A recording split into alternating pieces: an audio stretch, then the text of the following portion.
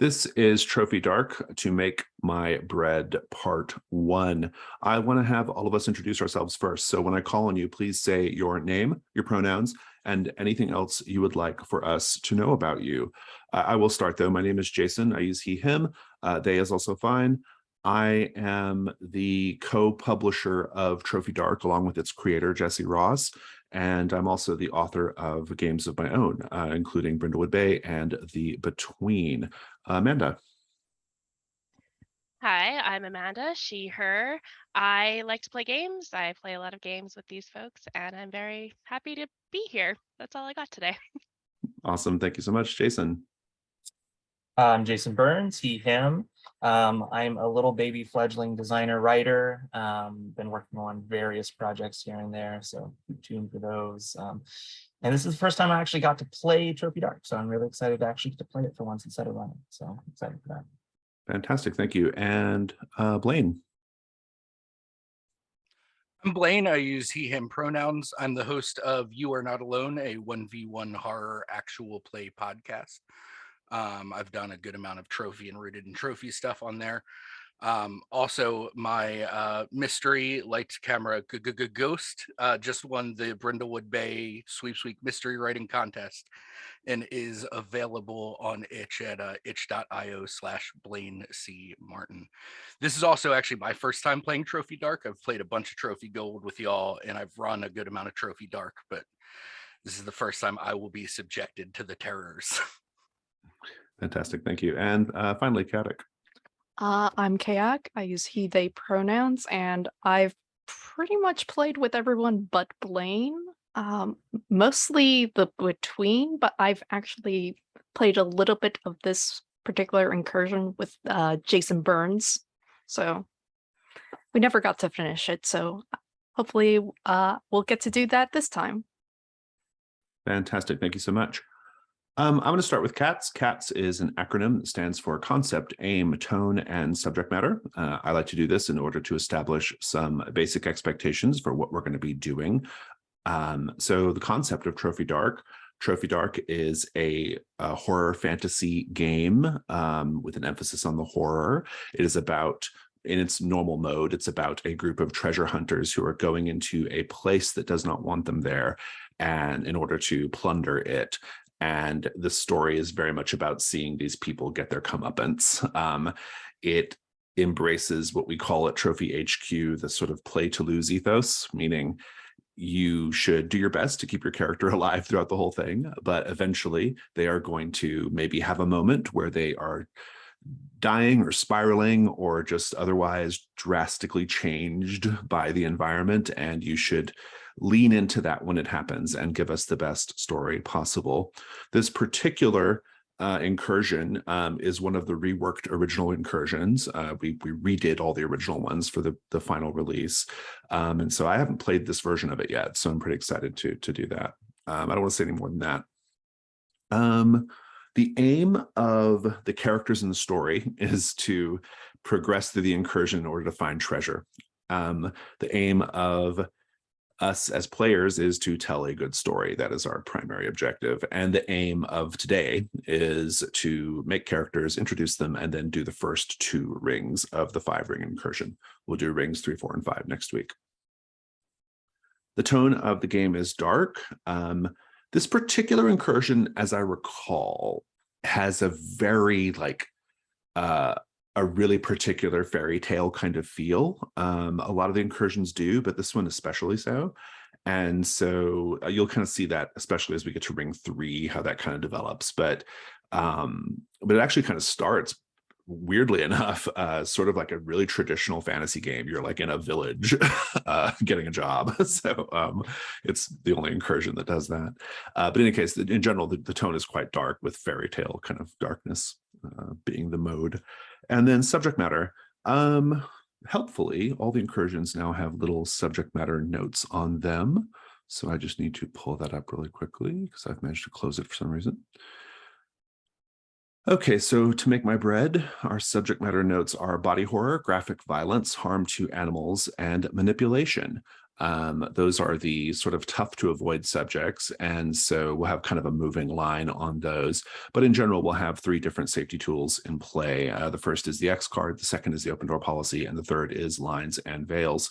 The X card in this context, just if something happens in the game that makes you feel uncomfortable in an unfun way, you can say X card or type it in the chat, and we will stop and change whatever we need to change to make the story continue. I might ask what is being X carded, but I won't ask why. Open door policy is very easy. You can leave for any reason and you don't have to explain yourself. And then lines and veils. Lines are things that we are not going to have in the game in terms of subject matter at all. And then veils are things that we are okay with being in the game, but we prefer not to role play it. I'm going to ask you all to note your lines and veils on the character keeper before we start playing. But just as an example, I'll say that my line is sexual violence. We're not going to have that in the game at all. And my veil is torture. I am okay with torture being in the story. I prefer not to role play the torture. And so are there any questions about cats? Okay, then what we're going to do now is pause the recording for a bit so that we can make characters. And so if you're watching the video, we will see you in just a second. Okay, let's go ahead and meet these characters. We're going to go in the order of the sheet. So we'll start with Amanda and Basso. I'm going to be playing Basso. Her pronouns are she, her. She is a cook, so probably just coming along mostly for the cooking reasons, but got to get some treasure too. My skills are food, improvisation, and poisons. Background is grounded sailor, which gives me a skill in ropes. My drive is to free the kindly followers of the Piper. My rituals are compel, which is to force a creature to perform a non-lethal task or free a creature from a prior compel, and spark, which is touch to revive a newly dead creature, and a second touch, even accidental, will kill instantly. Yeah, pretty excited. Nice, I love it. Thank you so much. Let's go over to Kell. Jason, tell us about Kell. Yeah, I'll be playing Kell.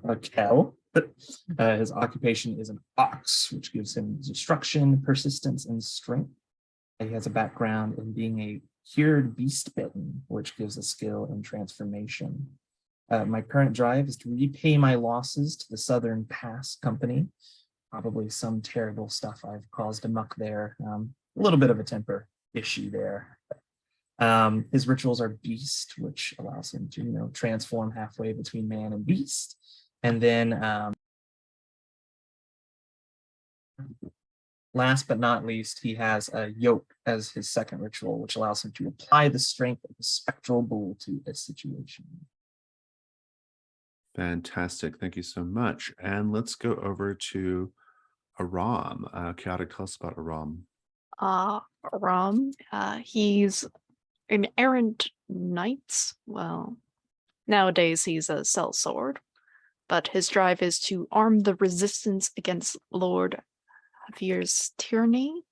He has the ritual of provoke, which makes it it's a very good ritual to have when you're trying to fight someone one-on-one.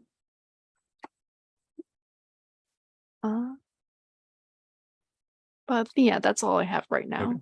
Sounds good. Thank you so much. And let's go to Revel. So Blaine, tell us about Revel. So Revel is an orphaned mannequin that was brought to life by the spirit of a demon. And so now he is a demonologist by trade.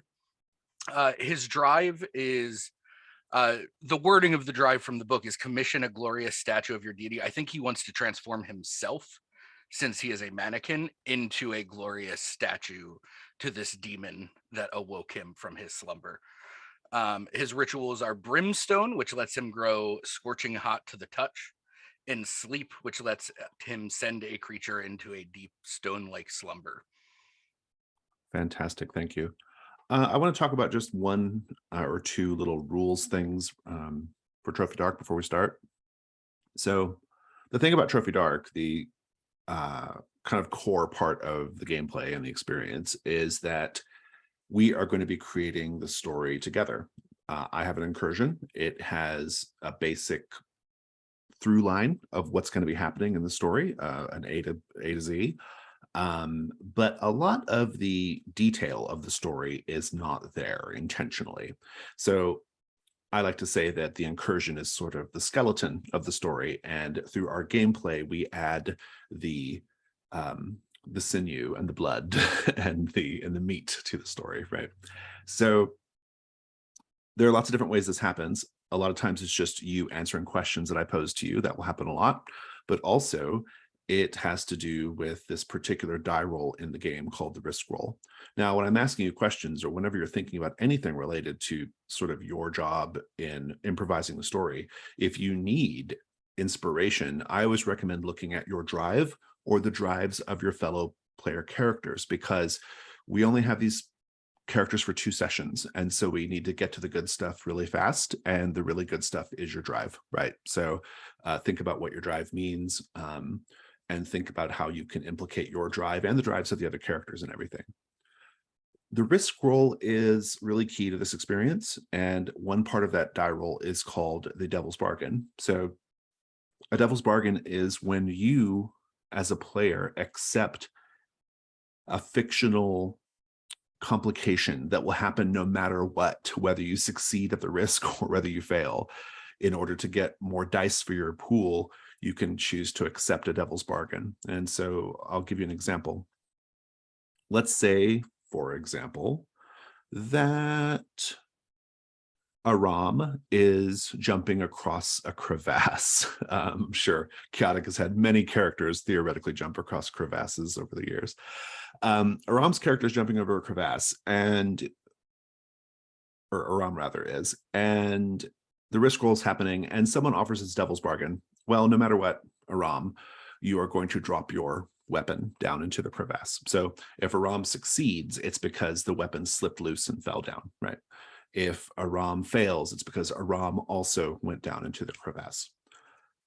That is a simple devil's bargain. It's not bad necessarily. It's sometimes simple is good, but it is a fairly simple one. A more interesting devil's bargain might be, no matter what, Aram, a representative of Lord Hafir, is on the other side of the crevasse.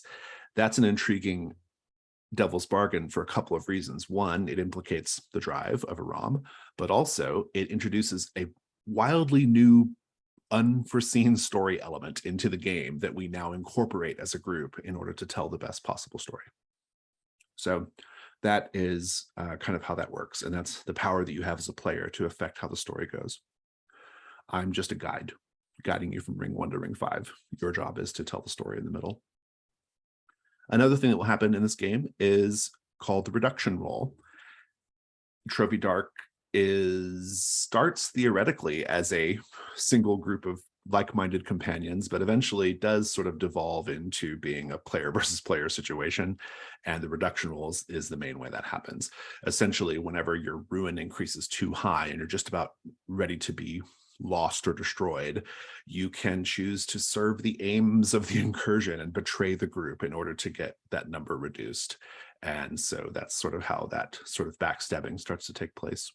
There's also a chance at the end that you might be racing against another player in order to grab whatever the final treasure is at the end, in which case we do the contest roll. So there's just a few mechanical notes. I'm going to introduce the incursion and then we'll take a quick break. Are there any questions though before I do that? Okay, then let's introduce the incursion. From somewhere deep within the earth, you hear, or perhaps in a dream, in the recesses of your mind, you hear, or maybe just in the darkness on the air while making camp. Fee, fi, fo, fum. I smell the blood of a little one. Be you alive or be you dead, I'll grind your bones to make my bread. Just inside the edge of the forest, a half-day's journey from Fort Duran, and nestled into the banks of the Nave River. And these are all things that mean something now, now that we have maps and stuff in the books. Just inside the edge of the forest, near Fort Durin, are the ruins of a massive old mill known as Kormoran's Wheel. Given the strategic location of the mill ruins, a tent city has sprung up around it, an unlicensed gathering point for treasure hunters and those seeking to profit from their journey. The fort's governor has sent in the King's Guard 4 different times to toss out the squatters and to tear the tents down, and 4 times the tent city has been rebuilt bigger than before. The residents of Kormoran's Wheel have little fear of the King's Guard or any other so-called authority figure with fancy proclamations and fancier horses. What they do fear, and what they are right to fear, is the fine white mist that sometimes drifts from the mill ruins, and whatever draws the young folk away from home, never to be seen again. Let's take a 5-minute break. We'll come back and start.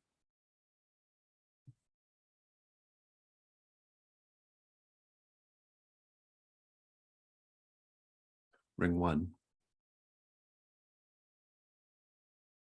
And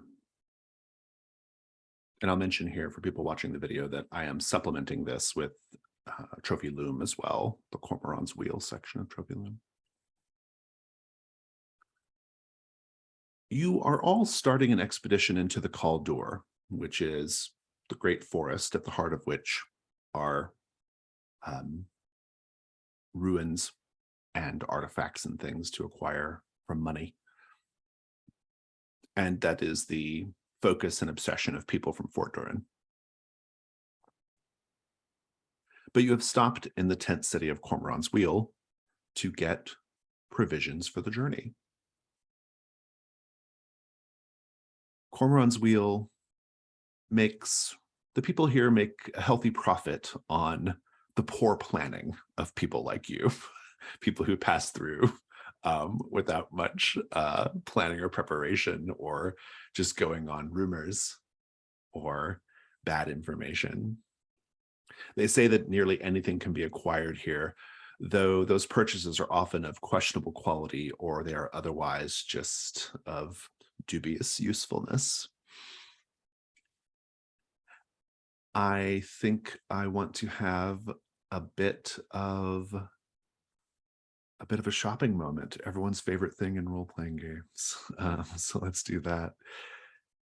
You've all arrived at Kormoran's Wheel together, but I'm going to split you up for a little bit. As you are wandering the stalls of the wheel. And Basso, you said you were a cook, correct? Sure am. Mm-hmm. Good one, too. Yeah. Do you tend to go for the people selling food in places like this, or do you avoid them? Well, it's always good to go and check out what kind of local food is popular. Might be something new meat to salt. Salt meat is my specialty. Indeed. I think you are roaming around and you smell something that smells at first like the very distinct smell of fat being rendered with heat, right? Do you follow your nose? Of course. Indeed. And Kell, you are walking by one of the stalls and you see an old woman hanging from the inside of a silk tent. She's just sort of like hanging in like a makeshift hammock in the middle of the tent. You can see her through the doorway. And inside her tent are glowing lights. And she calls out to you. Heading into the forest, eh?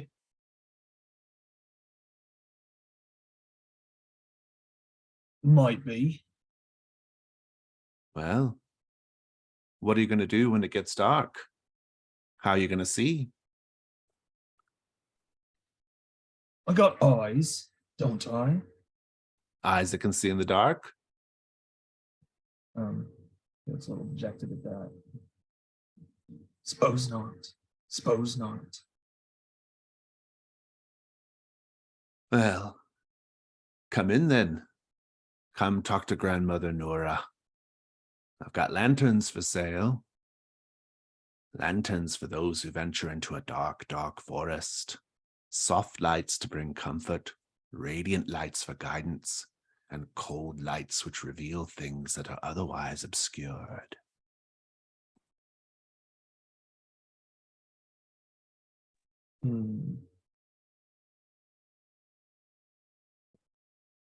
I think he takes the bait.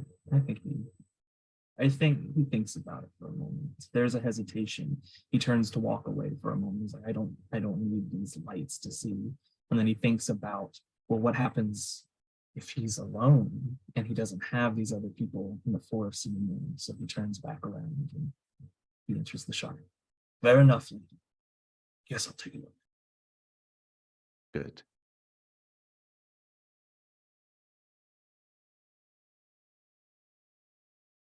Aram. Just at the edge of the wheel, there is an iron fruit grove. Squat trees thriving in shade, protected by scavengers, or protected from scavengers by a woven canopy of thorny briars. You see the deep blue color of the fruit. And there is a family of goblins there who maintain it. And one of them comes out to you, a small goblin child. It cracks open one of the blue fruits and offers it to you for a taste. Do you? I will take it and put it in mouth. How does it taste? They have, well, a metallic taste. And one of the goblins says, not too much, just a nibble. Mhm. Consuming the whole thing will, well, make you heedless, utterly heedless of danger, but might numb your senses as well. But could be handy when you're out there and you need to have your senses numbed or your bravery enhanced. Yes, that might be useful. How much are they? Well, what have you got? And you can be haggling with the goblin over iron fruit. Revel. Yes. I think you wander into a tent and you can feel the crunch of beetles and centipedes and roaches beneath your boots. The floor is covered in bugs. One or two is an accident or just a bit of vermin. This seems strangely intentional. Just bugs all over the ground. Oddly enough, though, they don't crawl very far from the entrance. They're just there, a sort of chitinous carpet of insectoid vermin. And at the far end of the tent, there is what appears to be a mummified skeleton sitting in a chair.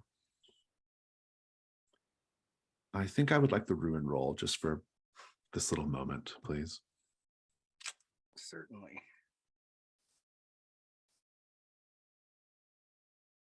You got a 1, so you're holding it together just fine. The skeleton springs to life. The arms are moving up and down. And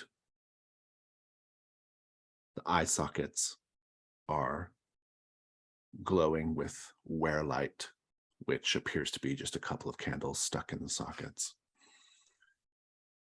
And you can see that the arms are moving up and down, operated by marionette sticks, by someone underneath the robes of this skeleton. And they're calling out to you. Who dares enter the lair of Vegrit, the bug collector?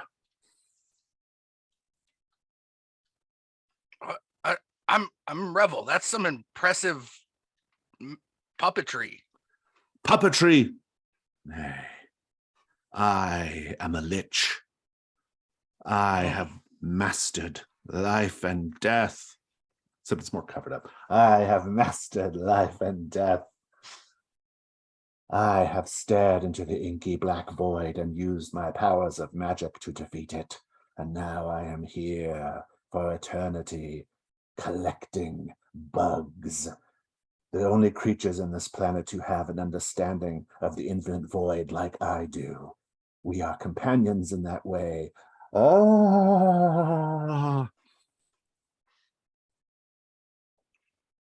Bug collecting isn't a noble endeavor. Do you sell them? Never. Never. Would you sell a member of your own family?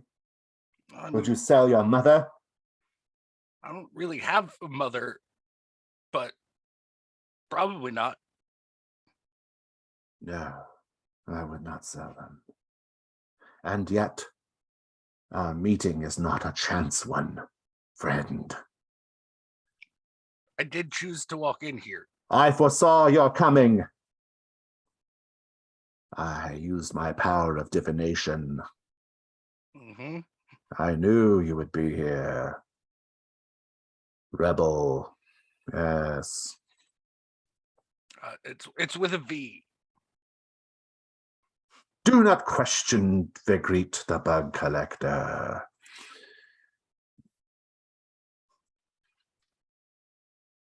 Meanwhile,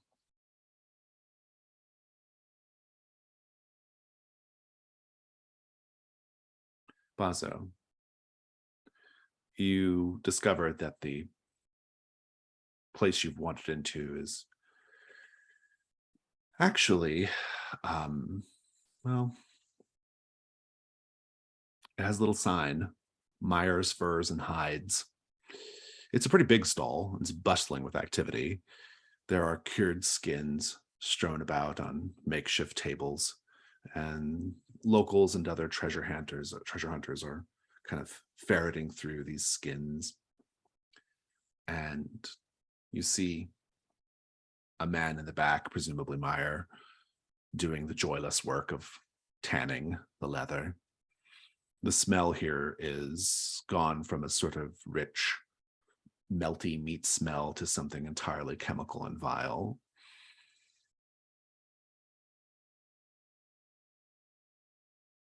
What do you do? I want to take a good look at these skins. I want to see what kind of animals are getting sold here. You will notice that there is a stack of something covered with a big heavy tarp, and there is fresh blood seeping from the cloth. Presumably these are the animals in question, though you can't tell what type. Shopkeep. Myra looks up, looking through the crowd for a bit, and then fixes eyes on you. Says, "Oh, What's that under there? that's those are the beasts from which we make the leather." Let's have a little look-see. And he says, "Have a little look-see." "No, I think not." Do you Just a just little peek. go into every trade's place and ask to see the tools of the trade? Or do you look at the end product? That's the important thing, right? The end product. Well, you got to know how it's being made. How else do you know if it's quality? It is being made with arts of tanning by a master tanner who is me. Yes, and you do great work. I want to see what the beast that you're. I'm sure that for like you leave behind all the meats and fats and sinews. At this point, a pair of men like come in from the back of the tent and they just like throw down a dead body of a person and just slump it down on the ground. Found another one in the forest, Maya. And Meyer kind of like kicks a tarp over it. Make a ruin roll, please. Dang it.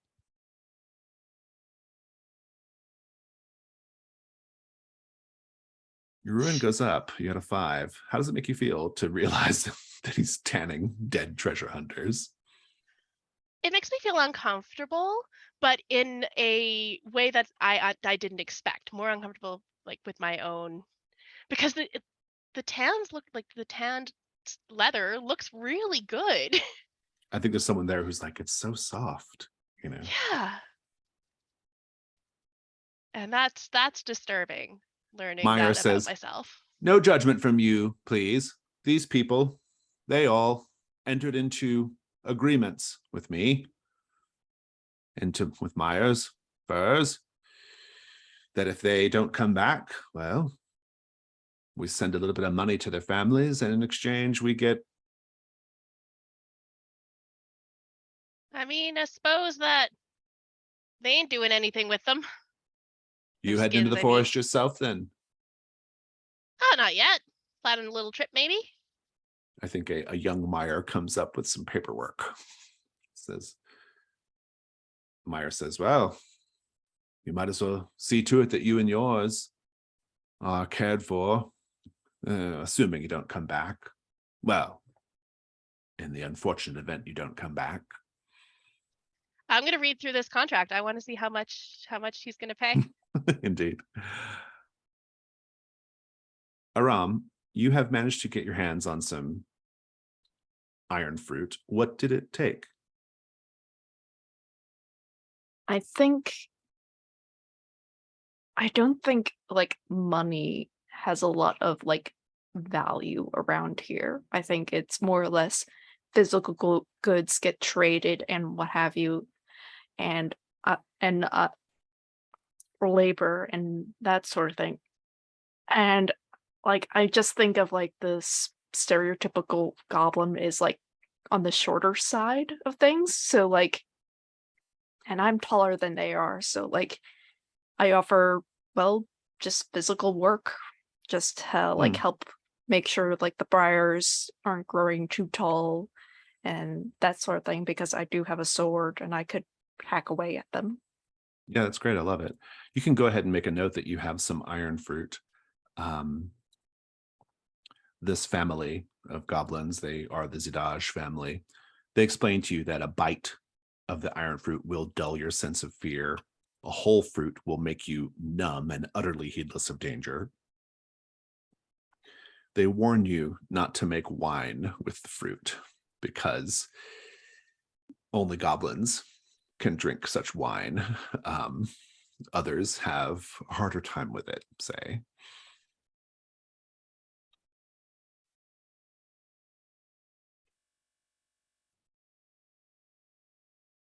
Meanwhile,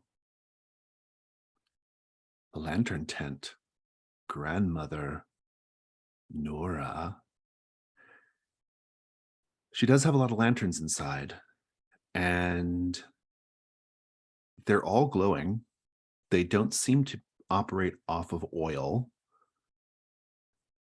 And she tells you never, ever open the lantern to see what makes it glow. This is a warning she gives to all customers.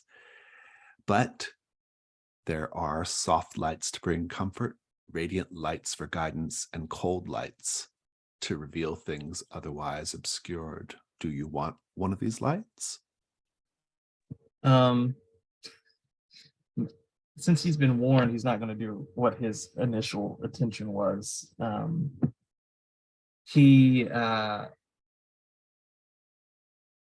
they like he can like pick them up and like inspect it kind You can of? absolutely pick them up and inspect it. Just do not open the glass. Or do Yes. not open I the think casement. at first you we see him like kind of pick it up and like look it over, and then you start seeing his like muscles bulge up a little bit, and what he's thinking of doing is he's thinking of testing the glass.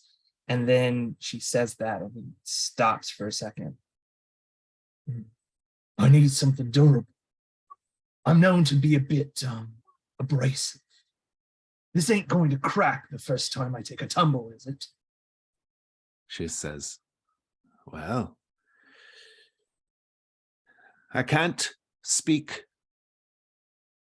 to the strength of the glass, except to say that it's very fine glass, but a tumble is a tumble. My recommendation is you don't take a tumble.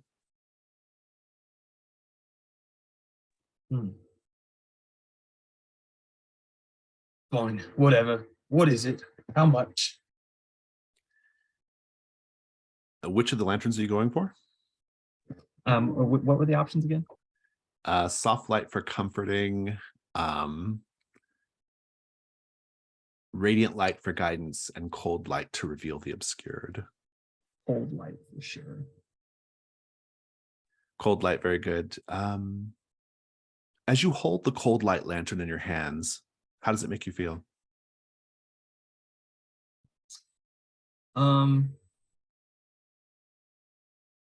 Almost nostalgic, and it pisses him off. He spent a lot of cold nights out in working conditions and rain and wet and cold, and that sort of like deep frost that you feel in your muscles is the same deep frost that he's feeling now. And he tries his best to kind of quell that internal rage. Make a ruin roll. Like that.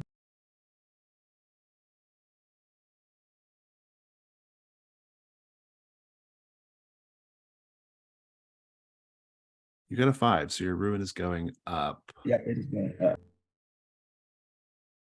Grandmother Nura says, the look on your face tells me that I shouldn't let you leave with that lamp. And yet, I care about money much more than I care about your wholeness and wellness. Therefore, I will make the deal. I owe 2 of you conditions at this point, but we'll get to them in a bit. Revel. Yes, interloper.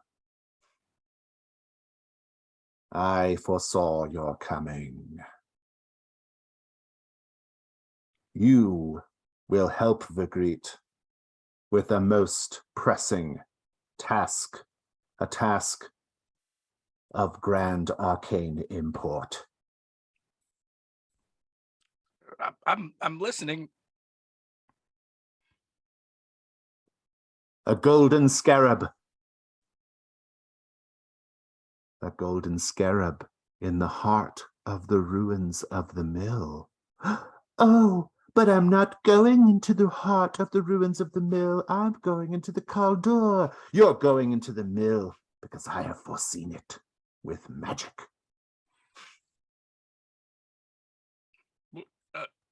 Okay. I mean, I'm gonna go anywhere where there's treasure. And if there's treasure it sounds like there's treasure in the mill. You can keep anything you find, but the golden scarab you bring back to me, minion. I mean, I am a minion, but not yours. But I mean, if you're gonna pay, I'll bring you the scarab. Yes, yes. I can make it worth your while. Give me one moment. I'm going to go open my vent.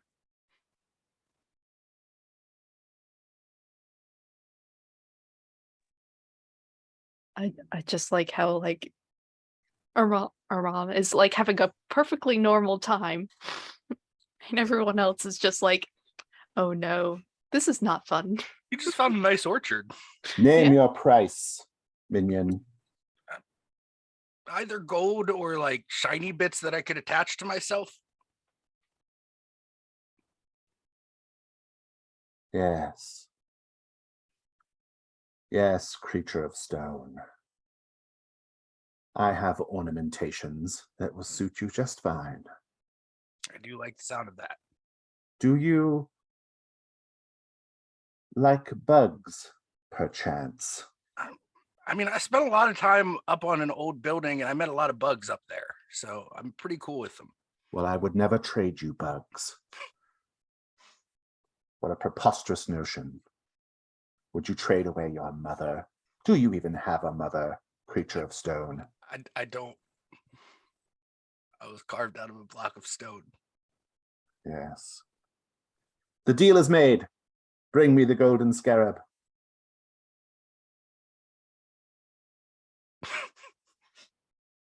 I think Revel like kind of just backs out of the tent, not really like taking his eyes off of this charade.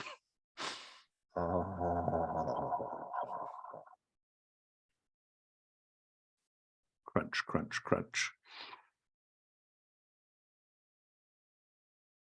I think someone sees you coming out of the tent. They look at you and they're just like, and they walk on. How do you look? It's a good question, since you're a mannequin. How do people in Kormoran's Wheel receive you just when they see you? I think because I am imagining that Revel is like a pretty stereotypical like gargoyle of the like gothic classic type. So I think that there's probably a lot of people that shy away from him. I think children probably are kind of fascinated by him, but like anyone with even a little bit of superstition, because he has a very like devil like appearance, They give you leeway, yeah. probably does not want to be around me. Yeah, mannequins are uncommon in the setting, but certainly not rare or unheard of, right? But certainly a mannequin that looks like a gargoyle probably gets strange stares.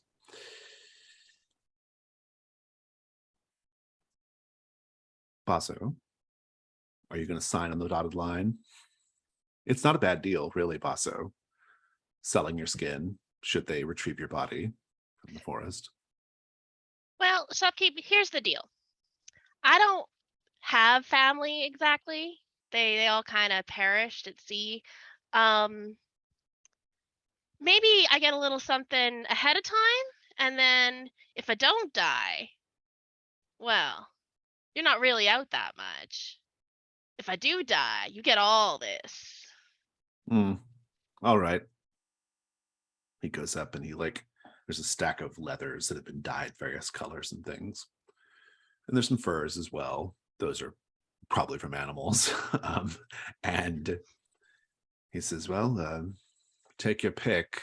And he's kind of going through. And do you prefer something colorful, something utilitarian, something to keep you warm at night, something to impress a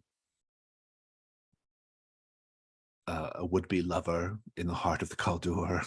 What is your preference? Well, you're a little bit more familiar with this spooky forest than I am. Something that'll, maybe help me blend in. You really don't know what you're getting into, do you? All I know is that there's treasure out there, and I'm gonna get it. Right. Well, then how about this?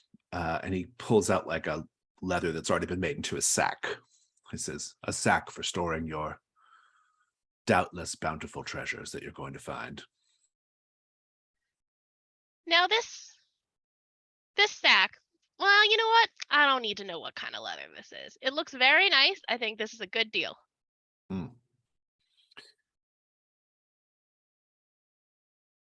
Good. And we'll do one last check-in with Kell. Kell, what do you end up eventually trading for the cold light lamp? I almost like the idea of Kell has kept various to play off the scene that we just had, various like pelts and furs and things about himself. And I think he has kind of like an extra length of it that he was going to use for something, but he's going into the forest now and it's kind of wasting away in his pack, and he's been trying to offload it anyways. So I like the idea of seeing this like leather sack and then kind of transitioning over the scene and handing over this like almost like a wolf pelt type deal. Good. You can make a note. You have the cold light lamp that shows the obscured, and Basso, you can make a note that you have a sack that's definitely not made from baby skin, and Aram, you have iron fruit, and Revel, you have a task. Congratulations. It's unclear if a bargain took place, but Begreet thinks a bargain took place. Who do I owe conditions to right now? Myself and Kell. Basso and Kell. Good. Let me take a look at that real quick, kind of see what might be happening here.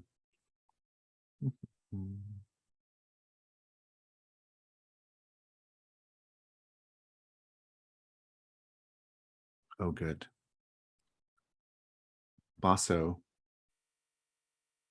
it's small to start, but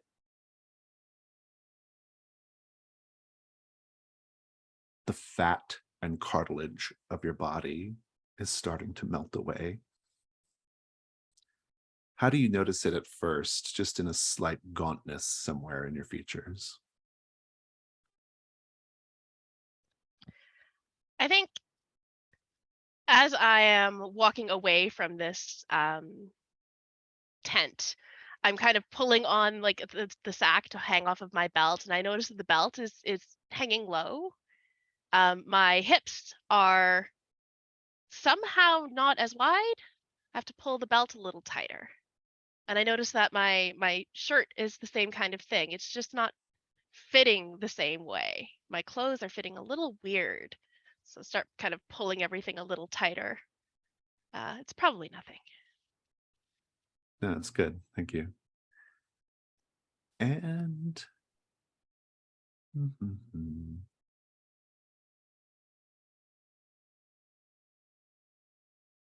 Kell.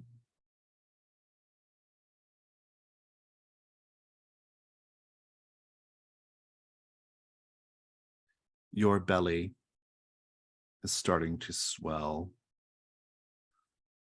Perhaps it's something you ate. Perhaps it's an oncoming illness. But there is a distinct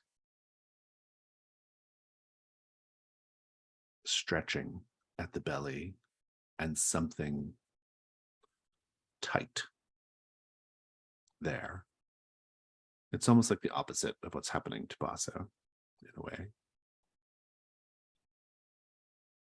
You all are back together, having roamed Kormoran's Wheel. And there are not many eating places in Kormoran's Wheel, but there is a woman selling freshly baked bread. She's an old woman. She introduces herself as Risti. Should type that here.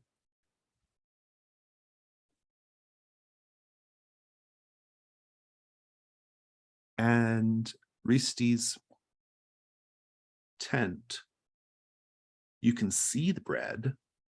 You can even see a bread baking oven in her little, it's more of a shack, I guess.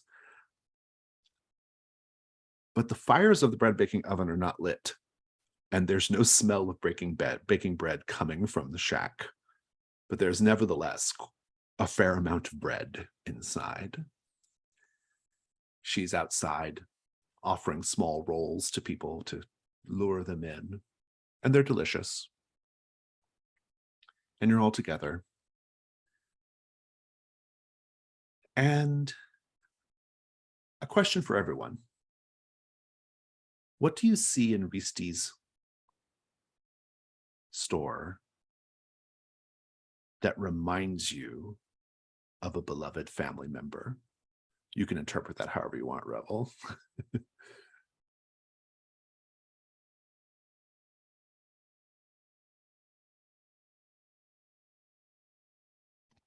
I think just above the entrance, sort of hammered into a banister of some kind, is a lucky talisman. The talisman looks like, I don't know, an upside down tree with a bird on it. And my mother had a very similar talisman hanging in her kitchen.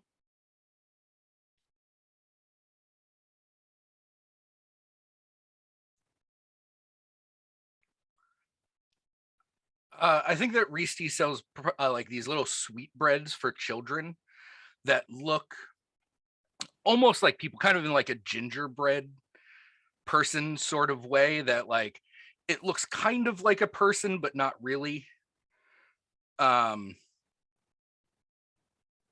in the way that like gargoyles look almost like people but not really. And it, you know, reminds me of the old citadel on which my family and I used to perch.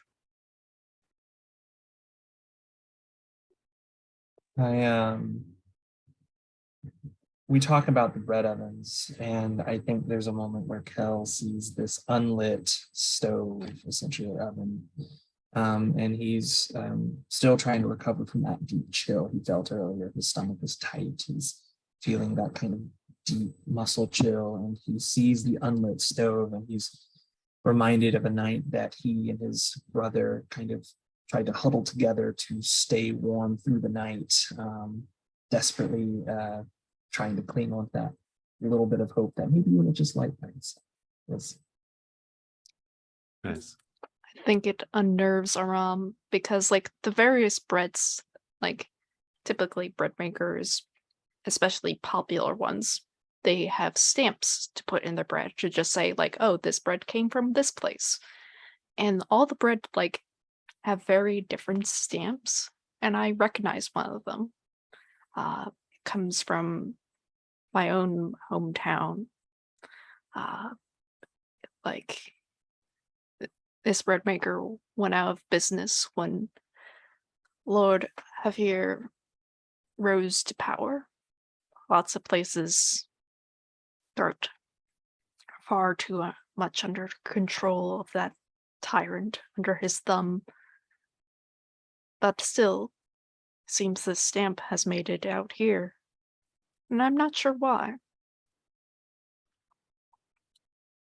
While you're grabbing a roll from Reesty's basket, Aram, assuming you do, she will kind of clutch you and pull you close. And she says, "Fear not, friend. I too bear the scars of Lord Hafir's tyranny."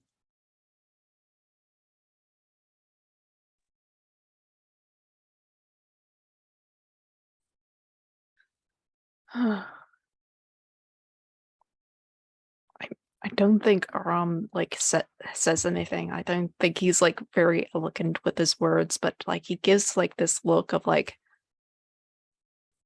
it's a mix of like pity and sadness. She says, "The day will come. The day will come when we will all have our revenge on him. I do my part as the best I'm able." And she tucks a couple of extra rolls in your bag, right? I think I'd just like to have everybody there at Reesty's bread shop.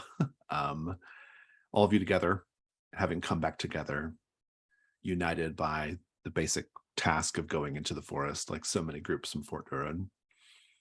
And then I'll interrupt the scene when I'm ready. Roleplay.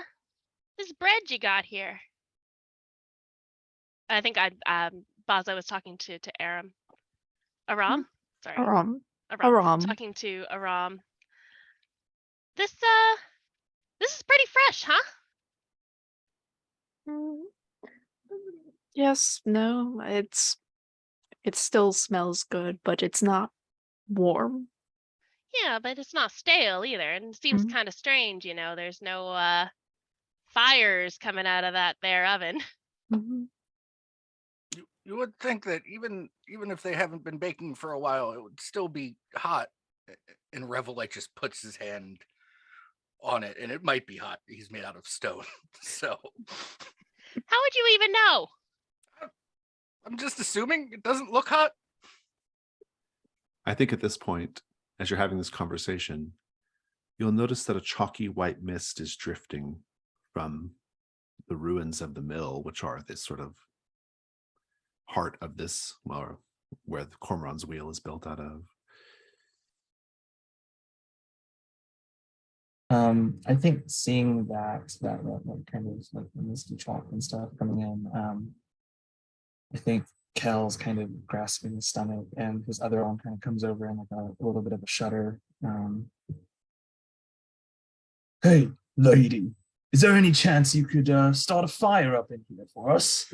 It's weird that they're not even on. She says, "Oh, yes, well, I get up very, very early in the morning to bake my bread. I don't light the fires of the oven until the middle of the night. It is the best way to bake bread, you see, under starlight. That's what I was always taught." I will also note that she doesn't have like bread baker hands. Like she's not covered in flour. She there's a lot of bread here, considering she's a very, very old woman. There are lots of red flags going on at Risti's Yeah. bread shop.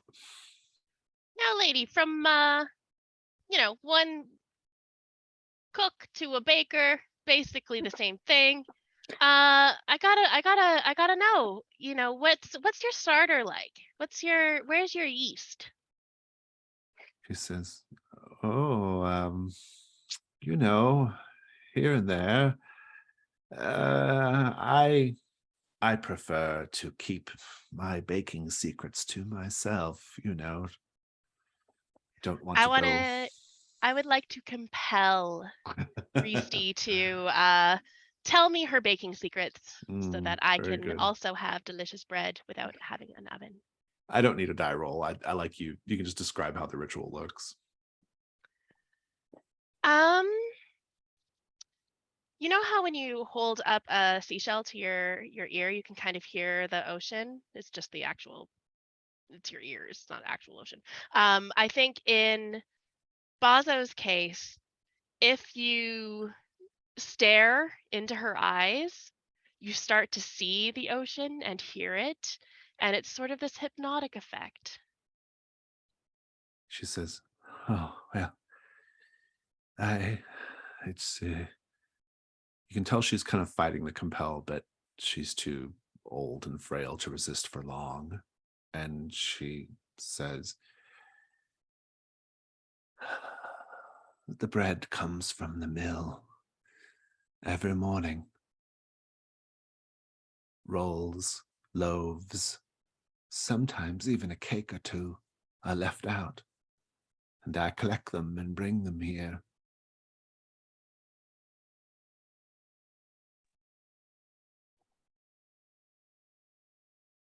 Is this weird white fog just the mill running? Like grinding up wheat? Could be, yeah, could be." At this point, as you're all kind of pondering the mystery of Risti and her bread,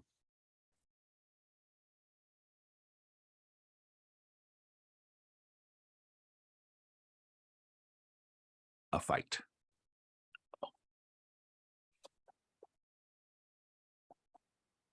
An argument. Breaking out in front of the tent. Someone's trying to stop a man from approaching and accusing Risti, but that man punches that guy out and then continues marching towards the bread tent.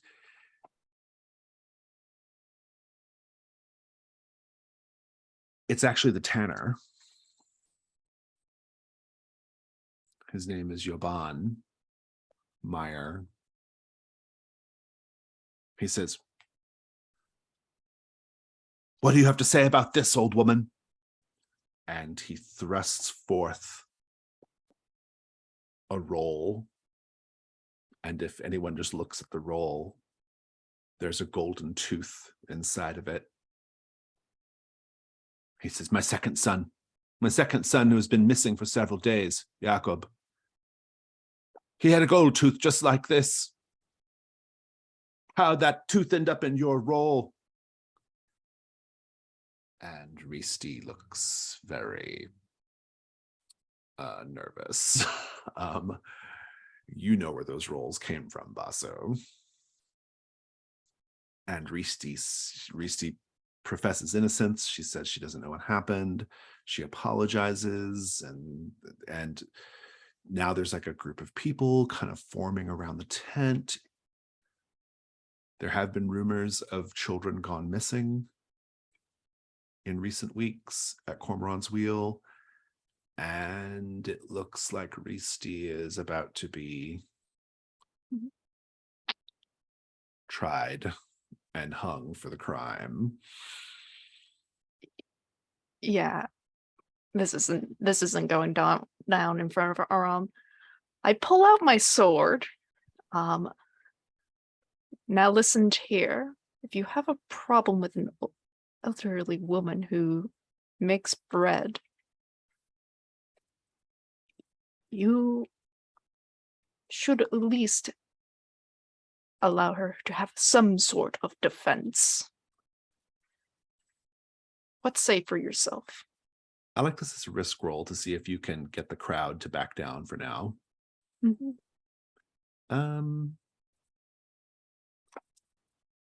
Everyone else gets to say what they think could go wrong here if Aram is not able to call the crowd off.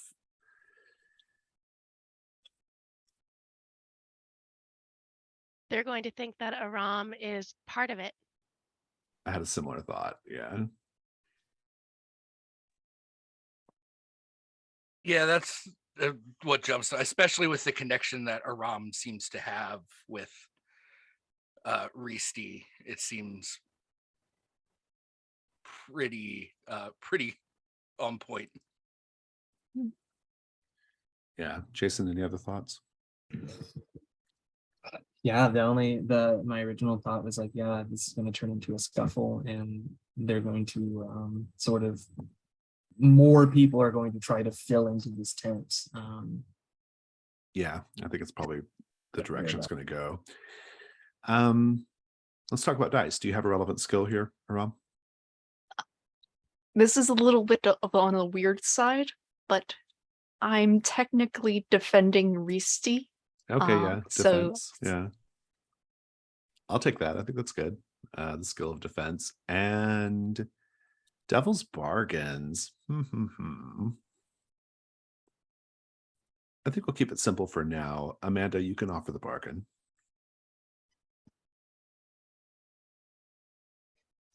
No matter what,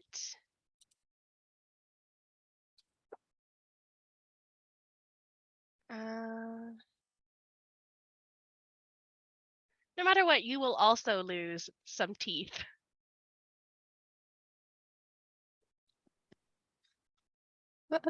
That's fine. I'll take that. Very good. You got 2 light dice, and well, it kind of feels like a dark dice happening because of the Devil's Bargain, because it sounds like it might get kind of physical. Yeah. So yeah, roll risk 2 light, 1 dark. Okay, a 5 light, that's good. I think I'm just going to give you a condition.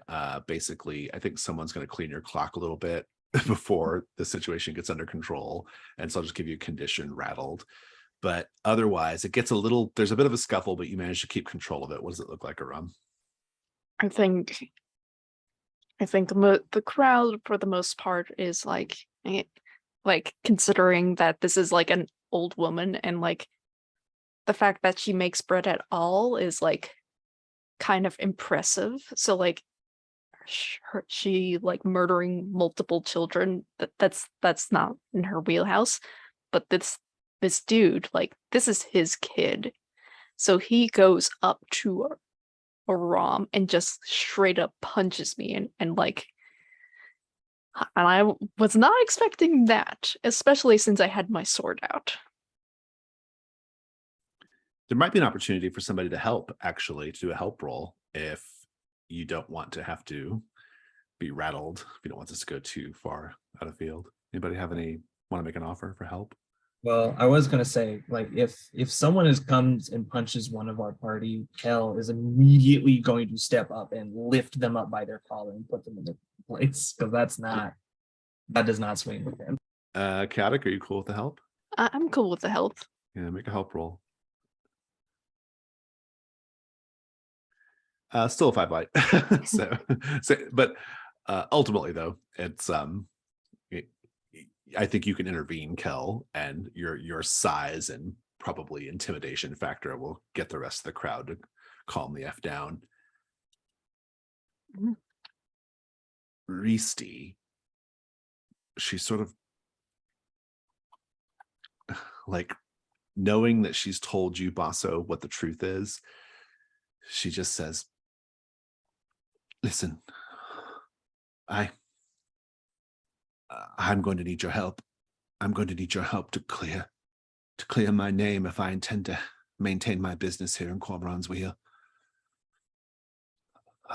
Help me find evidence of what happened to the children inside the mill, and I'll show you other things I found in there, things that I am too old to reach myself, but that are nevertheless are of great value to people like you. I think Basso is leaning against one of the counters, munching on a roll. I mean, that sounds good to me. She looks over at you, Revel. She says, or she looks over at Revel and she says, your stone friend will be most valuable going into the mill, because what lies there is only interested in flesh. Well, that makes me feel a lot better about going down there. Yeah, that's what she was kind of intimating. She says, yes, you can tread where the others might be too scared. It's a dangerous journey. Dangerous indeed. But I will guide you. I will show you. There is so much treasure. Gold. Relics. Artifacts from the ancient world. And the evidence that will clear my name with these people.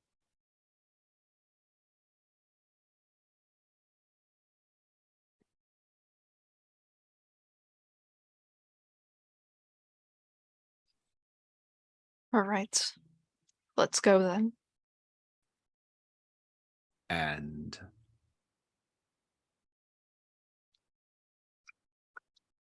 at this moment, you all inhale the warm aroma of fresh baked bread coming from the mill.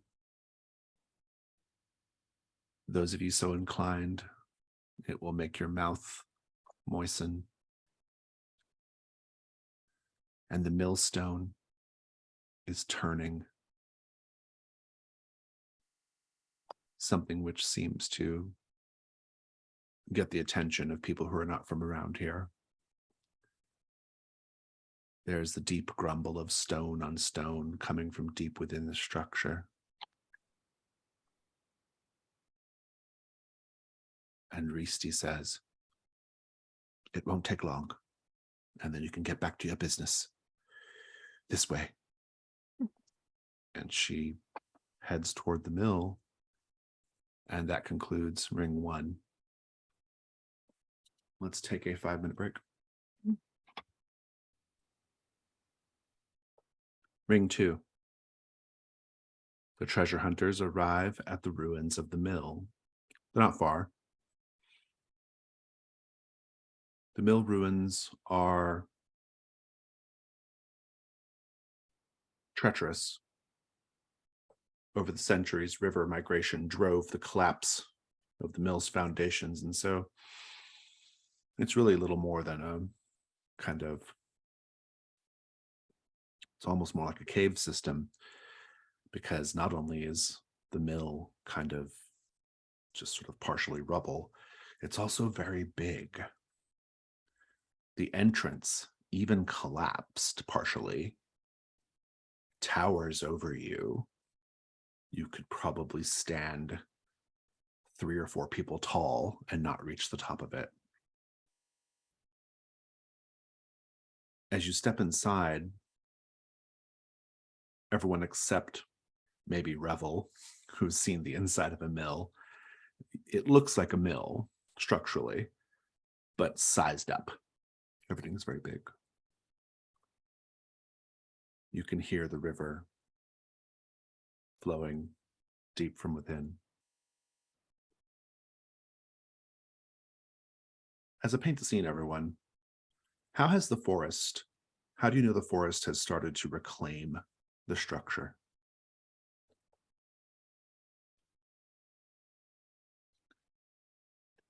Like there's just bits of trees like starting to grow out of it. Like the reason like the mill is still up is because of like various roots holding the entire thing together.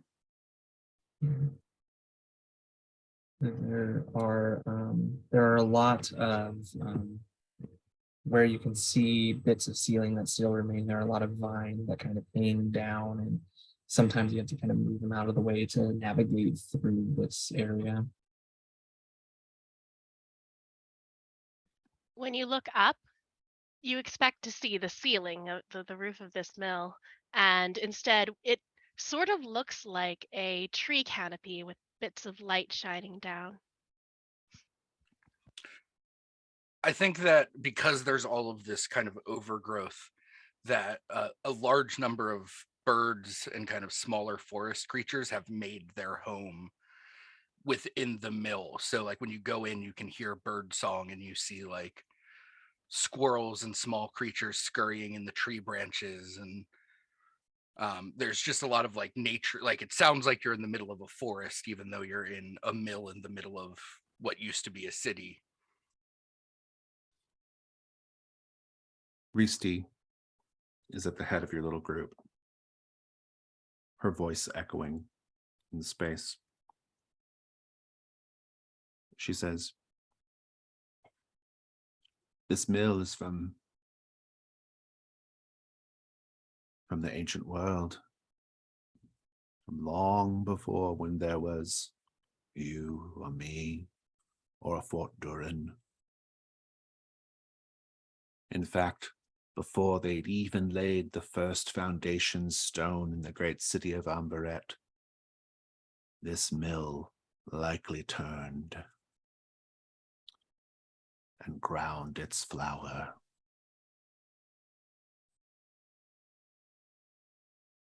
This way." The people of the ancient world, they must have been taller. Yes, yes. The giants who roamed these lands, they have been dead for a very long time. No need to worry yourself about them. They're I not. think Oh, go ahead. I was going to say, I think Kell is looking around while all this is being said, and eventually kind of mumbles out, might be bigger, but it don't look special enough to me. There better be treasure at the end of this woman. Don't worry. Don't worry. I'm not the first person to go through these old ruins and to leave offerings and to take leavings.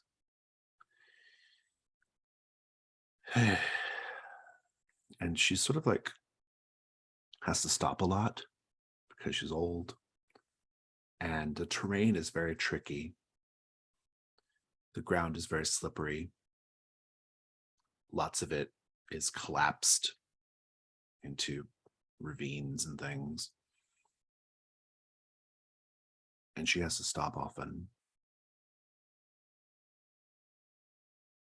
And she looks at you, Revel, and she says, "What were you before someone gave you life?"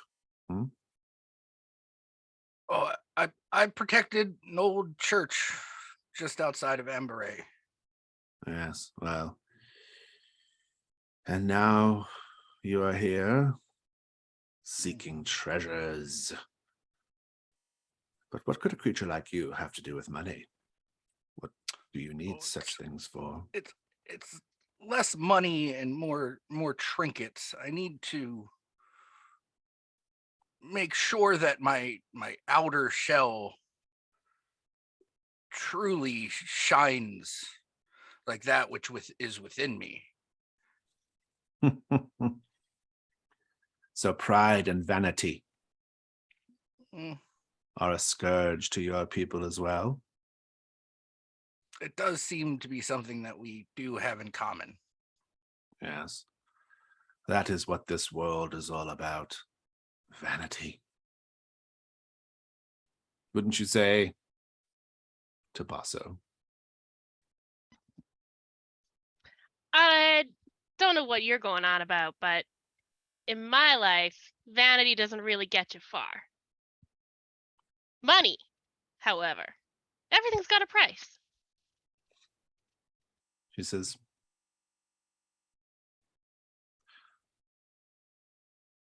"It is probably a good thing that in your line of work, vanity does not get you far, my dear.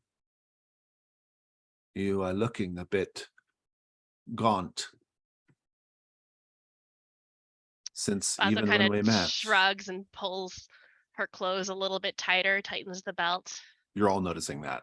Mm. Basso looks like appreciably gaunter than before, than even just a few hours ago. Maybe you should keep your eyes to yourself, old lady.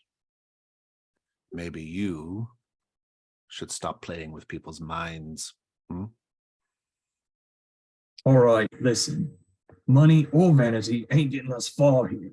We need to actually move on our feet. We keep stopping. It's getting a little grueling to wait here for you all paddling about. All right? Would you care to rush through and slip down? Or could it break something? What I'd care to do is make it to the center of this thing before she turns into what? A waif or something?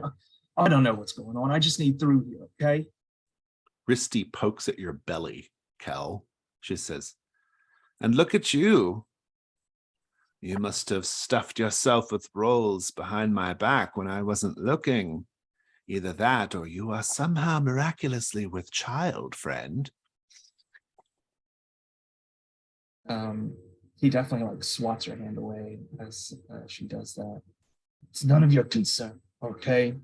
Now, come on, the smell of this bread is making me sick. You muted yourself, Jason. She says, yes, I've had a good rest." And she creaks up and says, "All right. Stop dawdling. Let's go." And she continues on down the way.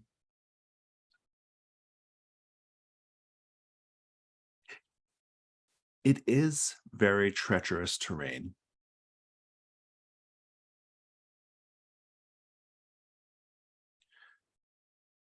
The outer walls of the mill it's almost more like a series of like tight corridors and tunnels, but wide. And the ground frequently drops out from under your feet or threatens to drop you down in a crevasse. And indeed, at one point, Kell, in your haste, you slip and are hanging over a very precarious drop.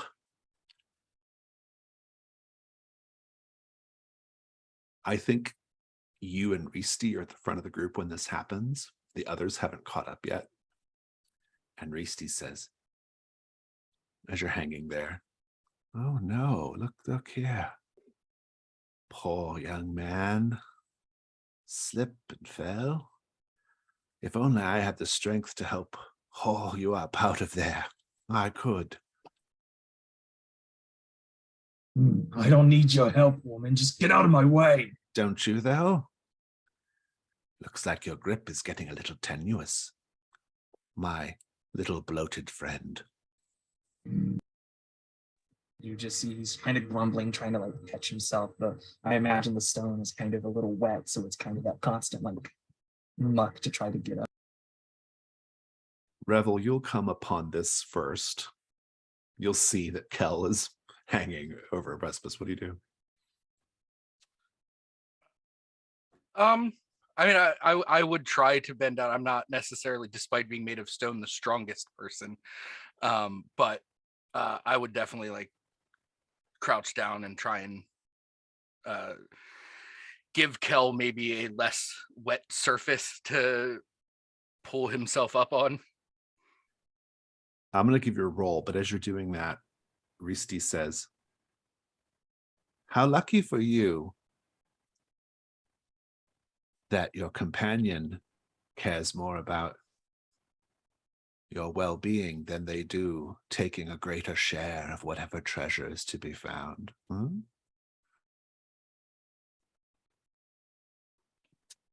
So who's rolling what? I'm just rolling on this. Revel's rolling. You can do a help, but Revel's going to do the principal roll here. Revel, actually everyone else, what could go wrong here? I think it's fairly self-evident, but maybe there's something I haven't seen. Yeah, as Revel tries to pull Kell out of the hole, both of them go tumbling down.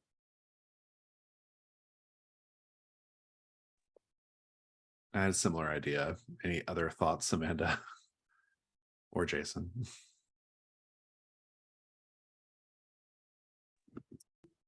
I think something that could go wrong is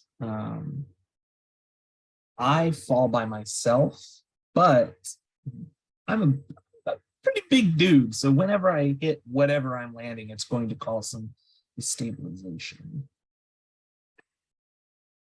Cause some what? Say that again. Like it's gonna like destabilize like what like got it. some Yeah. a wall or a floor or something. Yeah, that's pretty good. Yeah, Let's in talk that vein, he dice. could also probably take a piece of me with him if he falls. Do you have a skill that's relevant here? Not really. Yeah, I don't think you do either. Devil's Bargain might be the only thing. And I'm going to say we can all make offers. My offer is no matter what, there's a gargoyle down in the pit. Mm. No matter what, Risti ends up in the pit.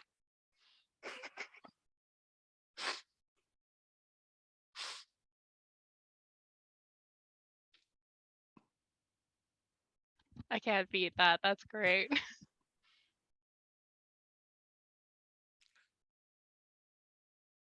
If there are no other offers, you've got two offers. It is tempting to throw the very mean old lady down the well. But I do like the idea of encountering another gargoyle. I think that would be an interesting potential plot point for Revel. So I will take that. You've got one light die. I don't think it's dark die yet because you're fairly safe at this point. So go ahead and roll one light.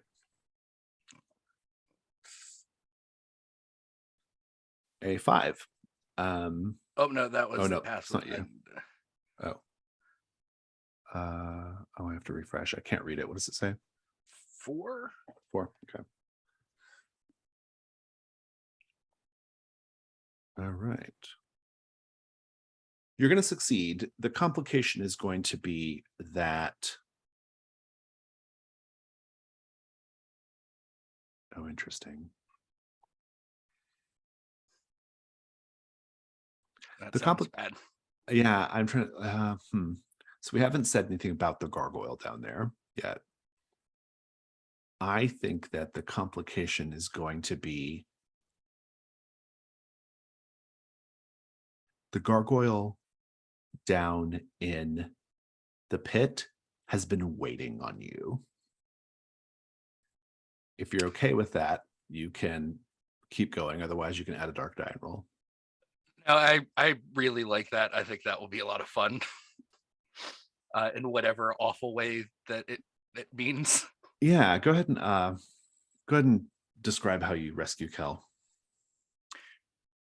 So I think it's largely like, I think that Kell does a majority of the work, and like Revel comes up to like the edge of where Kell is hanging and like squats down in his old like gargoyle pose and just creates like a more stable, dry surface that Kell can then scramble up.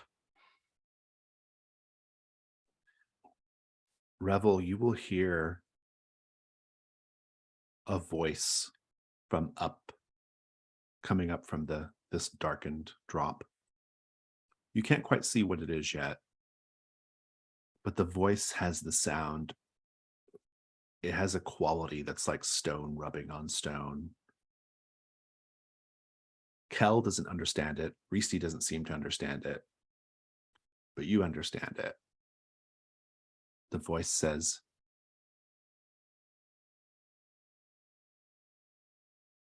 "Little brother, how long I've waited for you to come here and take my place."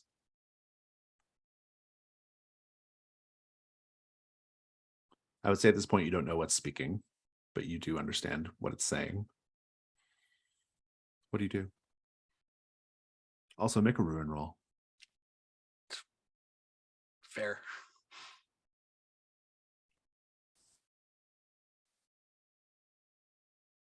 You got a 3. What's your current? My current ruin is 3. Okay, so you're okay. So what do you think about this? Yeah. I think that, I mean, it's hard to read Revel's facial expression because his face is stone. But I think like for Kell and Reese to like see it, like it almost slips like a mudslide where like my eyes go, like my cheeks seem to like run down themselves and my eyes get kind of wide. And I look at Kell and I'm like, I don't think that's good. I don't know what it is, but keep your eyes out. Ram, you can be kind of walking up to this scene.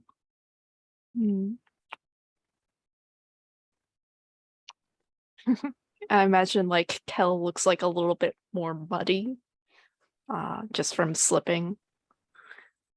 And this is why we don't rush. You could have fallen. Well, if you were here a little bit earlier, you know what I did fall. And this woman haunted me the whole time. Do you really Now, expect now. an elderly woman to like pick you back up? No, I don't expect her to gloat in my face either. She says, come now. If you live long enough to reach my years, you will discover that one of the great pleasures of being so old is not giving a damn what people think about you and saying the first thing that comes to mind. For example, I care nothing about what you may think of me when I say that you are truly as thick as 2 short planks in both muscle and skull density. I think you hear Kell just give like a massive like, "Ugh," and like he just like punches the nearest like stone surface. Revel, that voice is still speaking to you. Nobody else is responding to it. Like, you seem to be the only person who can understand this voice down in the pit, Revel. It just sounds like grinding stone to everyone else. Basso, you're there as well. Maybe taking up the rear. Listen, we think- can stand around and chat about this, or we can just keep going. Yeah, okay. Old lady, you're kind of a bitch, but a lot of people kind of are, and it still doesn't really matter. She says, "Ah, dear friends, perhaps we have gotten off on the wrong foot. You have to forgive my cantankerous nature. I have come to think of all of you, even in our short time together, as beloved children. It would pain me greatly, even you, Rockman, it would pain me greatly if anything terrible happened to you. And my japes and jibes come from a place of deep, warm, motherly affection." Sure they do, Ma. This town doesn't seem to have a high regard for children, so I don't know if that's really a valuable relationship. And as I have discussed, it is a scurrilous accusation that I led the children here to be, well, we are here to find evidence that I didn't do anything to those children, aren't we? I suppose it says more in the town that they allow their children to wander off into a forest that pretty much wants to eat everyone that enters it, so. You will discover, my dear boy, that most people are very, very bad stewards of their own children, but not me. Come along. Revel, what do you do about this voice beckoning you down there? I think that Revel is like trying very unsuccessfully to like actively ignore the voice. Like he's trying to pretend that he doesn't hear it and that it doesn't bother him. But it is very obvious in like just his movements and everything that like he is deeply uncomfortable. Very good. Continuing on. The space is so slow to navigate because the terrain is so tricky, because Risti is so old. The frequent stops, the imperiled ankles.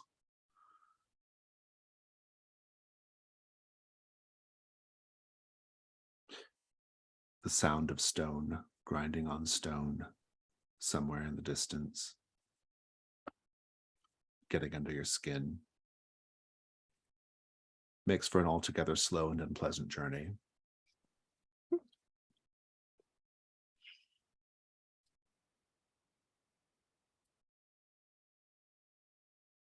And then things get livened up when there is a cave-in.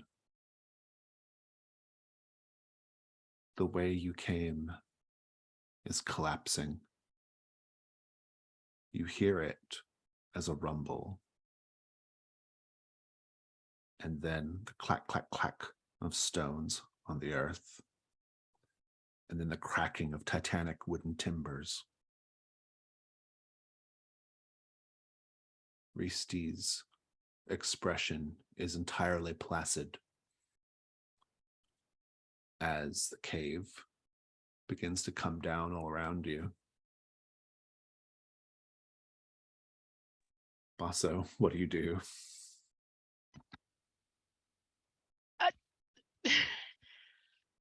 I think I'm going to direct a question to Risty. Lady, you don't seem particularly surprised about all this. I think we probably ought to run. Perhaps I could persuade one of you strong fellows to haul me up from this spot I do not fancy being crushed by wood and stone. Indeed, you're all about to be crushed by wood and stone. Yeah, Yeah. Basso's already running. I'll pick up Risty. Very good. Everyone else running, I assume. Yeah. If someone can come up with a good plan that can kind of help everybody survive this, I'll let them do the role. If you're all just running willy-nilly, everyone's doing the role. I think that I think Kell would lean in. You are muted presently, Jason. Sorry, it keeps popping in and out. I'm sorry about that. I think Kell would lean into his ritual of yoke to kind of channel that like beastly energy within him. And he's going to kind of act as, since he's not carrying Risty, he can kind of act as a body blocker to kind of help rubble that's kind of coming through. And he's kind of in the back, just trying to be the one who's like training people along, essentially. I like it. That's good. Yeah, the yoke ritual feels very appropriate here. Let's talk about what could go wrong. Anybody have any thoughts on how this could go poorly? What could happen? You just get crushed. Like, That's my feeling too. You take one for the team and are crushed by the rubble.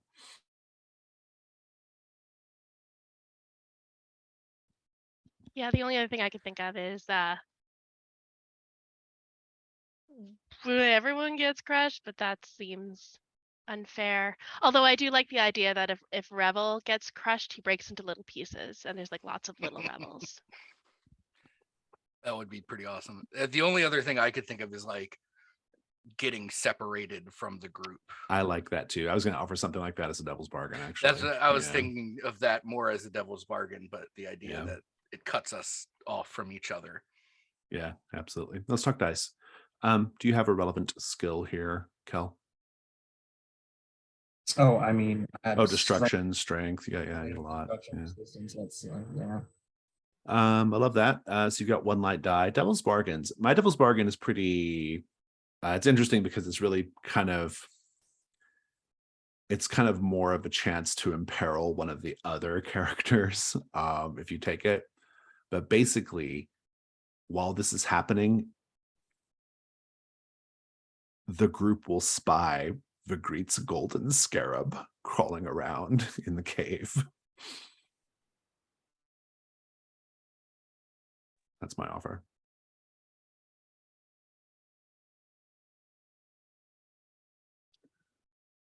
no matter what, you transform into your bestial form.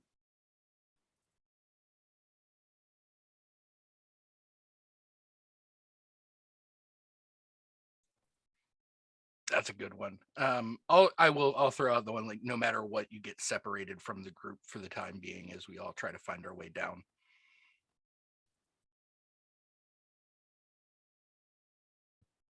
Those are all great. I have nothing to add. Yeah, that's a hard one. I'm torn between the getting separated and then the beast form. I like the power of being able to do that a little bit later here as we lose it.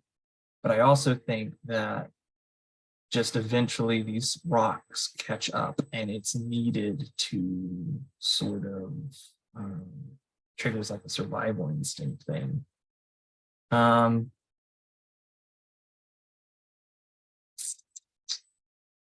I think that,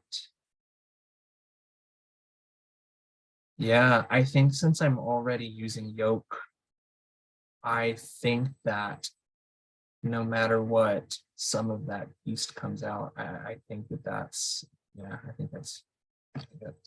appropriate here.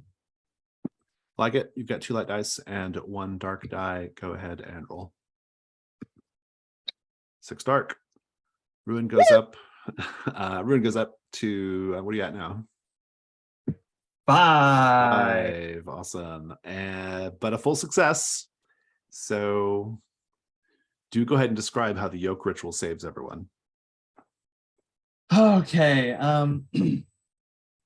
So we see Aram pick up Rusty and we watch as the kind of group starts booking it through down the ruins. Stones start getting louder and louder as this sort of domino effect of destruction is falling past us. You watch as Kell kind of goes into a rage, essentially, just and you watch as this kind of like weird bestial energy starts kind of radiating off of him for a moment. And he keeps it in control for a bit. The rocks start coming down. You watch as he kind of like buckles a rock out of the way, buckles another one out of the way. But pretty soon there's this like large chunk comes and it's about to land on, we'll say it's about to land on like Revel and smash him. And you watch as he goes into a little bit more of a fit, and you watch as his bones start kind of snapping in his face a little bit, and he starts having one of those like werewolf and American Werewolf in London moments where his face is just starting to like get jagged and transform under it, and he catches this large stone and like throws it back behind him as he kind of shoves them out forward. But after it all kind of calms down, here he is. His face has been marred by this transformation. His muscles are there, but you can see where the bones have kind of like moved it aside, and he is not the same Kell that he was just a few minutes ago. Fantastic, thank you. After you all catch your breath, you find that the way out is blocked, and Risti has to readjust her navigation of the space a little bit.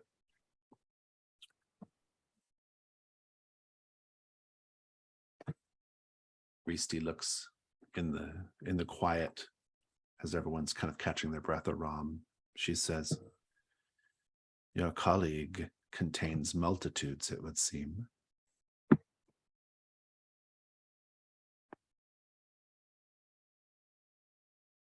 To Aram, talking about Kell. Yes, it would seem that way. I would not bring that up further. No, I think I shall be more mindful of my tongue and stay it on occasion when it comes to that one. I must say, a beast like that would be most useful in the uprising against Lord Hafir, wouldn't you think? Yes, there's power in that, but I worry about the loss of control. Yes, well, it is a little bit like playing with fire. Mm-hmm. You can lose control of it, but pointed in the right direction, it is a terribly good equalizer.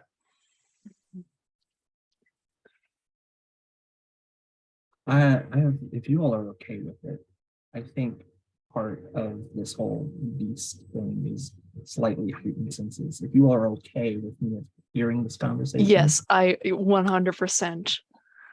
I think something to add, since that's on the board, I think you do hear the sliding of metal as I pull out my sword just a little bit. Not quite out of its sheath, but just enough to be ready to be drawn on a moment's notice. Yeah, but I think it takes you a surprise because he's been kind of in the corner catching his breath after this rebel. He's kind of leaned back. He's trying to rest against the stone a bit. You all are like a decent distance, kind of whispering among each other. And from the back, you suddenly kind of hear him. Let me be clear about one thing. I'm perfectly in control right now. All right? Yes, a tower of stoicism and resolve. And let me make one more thing clear. And he stands up and walks up specifically to Aram, just kind of in his big stature. Let me make another thing. If you get any ideas about using me again, it'll be your head. Do you understand?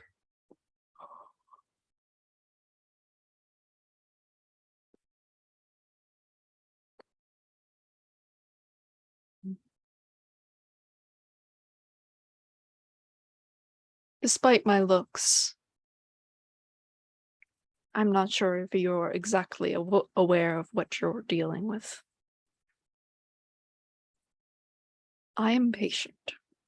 I am kind. I am noble. I do not require you to be any of those things. Good, because that all means jack shit down here.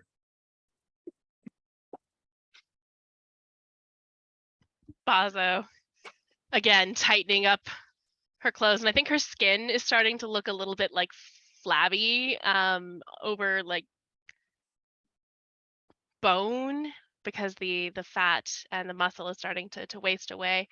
Can we move on, or you still want to talk about your weird face? Christy says, yes, enough chatter. Come along, Gristle girl. And she marches deeper into the cave. We have to find a new way. True to her word, Risty does eventually lead you all to the treasure she spoke of. Basso and Revel, I think you're there with her, looking over at what she's looking at. Over the years, grateful residents of the Wheel have ventured to the ruins and tossed coins and other trinkets down a deep shaft, almost like a sort of wishing well and makeshift altar to the spirits of the forest. There is still some sunlight coming in through the gaps in the roof of the ruins, not much, but a little bit, enough that you can see the glimmer and glint of something gold down at the bottom of this shaft. She says, what do you think of that, stone man? Are those sufficient baubles to decorate your igneous corpus with? I think he starts just like rooting through them. Well, no, it's a deep shaft. You have to go down okay, there. good. Yeah, you can just see down there. She says, now, it shall be slow going to reach the bottom, of course, and entirely dangerous. Who's going to carry me? Well, got these vines all here. Could rig up a little rope system and lower you down. Yes. Well, I think I prefer to clutch to the neck of one of our strong fellows while we make our way down. But look, and you'll see down at the bottom of the well, there is a small flock of geese, white geese. She says, it is possible to reach the bottom. Even those poor flightless birds have managed it.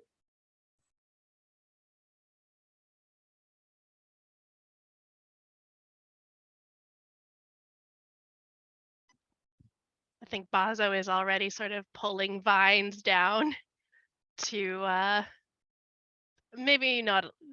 I don't know if I don't know if she could set up like a pulley system.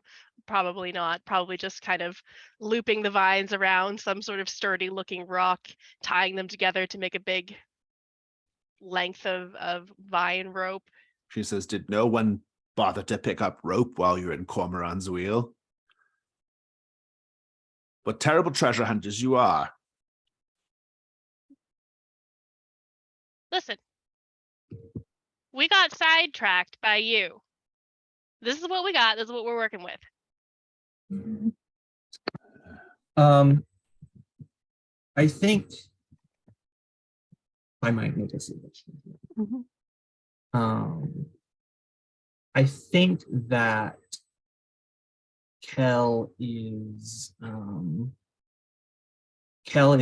up for assisting with this rope making. I think it's a skill he's familiar with. He's had to survive and stuff. But if you will, I think that part of his bestial nature is that his fingernails have become kind of jagged. And as he is like mindlessly trying to help with this rope, he finds himself kind of persuaded to drag his nail down the center of it as he's roping it out to make the rope a little weaker than it should be. That's a reduction roll. Go ahead and roll reduction. Let's see if anyone notices this. 6.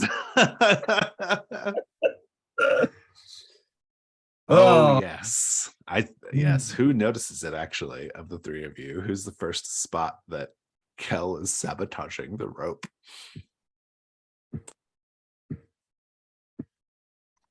I think it would be fun if it was Aram. Aram, sorry. If it was Aram, because of the conversation you just had. I think the drama potential there is great. What are you doing? I'm making a rope. What does it look like? That's even I don't have skill in making rope, but I can tell like you're not supposed to have the center of it to be weak. You split it down the middle. Maybe I have. Are you worried about my rope making skills? Do I look like someone who should concern you? Risti says at your shoulder, Aram, or at your elbow, she says, "This looks like plain old deception to me. Skullduggery. I think he intends to drop us down the pit and claim the treasure for himself." I think that the accusation, Kell is kind of losing it at this. I think Kell would go to accost the woman. I think he would go to accost Risti and be his goal is to be like, "And what exactly are you accusing me of? Huh?" And like try to grab her by like the collar. I like that. We'll come back to that. Revel, you hear that grinding stone on stone voice again, not in the well, but from kind of in another part of the cave nearby. It's saying, "Little brother, why do you not come and greet me properly? I've waited so long for you here." But to you, and to anybody else, it just sounds like, you know. And I think that I think that Revel has spent enough time now as a living mannequin that he's kind of forgotten that ancient stone tongue. Like he can hear it and understand it, but he can't speak it. And so I think that anyone near him can hear this much slower grinding sound as he's trying to remember the words to this language. But I think, is it down a corridor off of this room? Yeah, or... it's just maybe just around the corner. Yeah. I think that Revel would probably wander off as this fight was happening, and everyone's kind of distracted, kind of not wanting to, but feeling compelled to go find the source of this. I think as you round this little corner, you see a rocky outcropping, vaguely shaped like a gargoyle. It would look like nothing to anyone else, but to you, it looks almost like whenever you see effigies of people like in Mayan temples and things like that. They have like this sort of like blocky appearance, you know, it's not a lot of fine detail. It's like that. It's like this idea of a gargoyle just kind of jutting out of the wall. And make a ruin roll.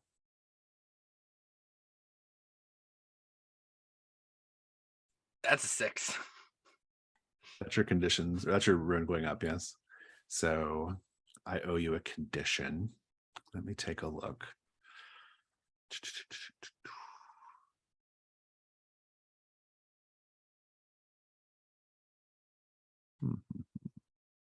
It's kind of it's very tricky to give conditions to mannequins.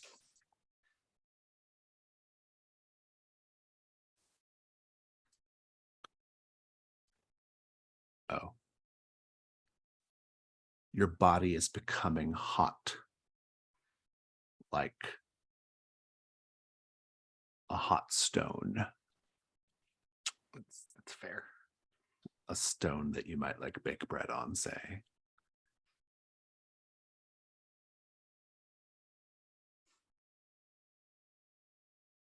Kell, this swelling in your belly is becoming quite pronounced.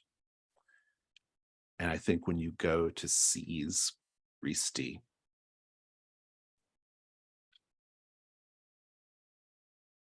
she's looking at your stomach as you do so, not even paying attention to the fact that you're seizing her. And she says, "Oh, look at you. Nearly ready to hatch, nearly ready to burst. What are you going to do?" She's very close to you now. "You're going to kill me, big man. You're going to crush my bones up against the rock. Just because I speak the truth that you intend to kill your colleagues and take their shares for your own. What if I told you that that which swells in your belly is greater even than that which is down in the well? Perhaps they should go exploring inside you instead." I think I. Oh God. I think the taunting is just too much for Kell at this point. I really do. You're gonna kill her. I think he's going to go try to drop her down the well. Like I think he's going to try to sling her down that well. Aram, do you want to contest this? I want to contest this by, thematically speaking, I'm going to be using my provoke ritual into goading Kell into fighting me. Good. Yeah, good.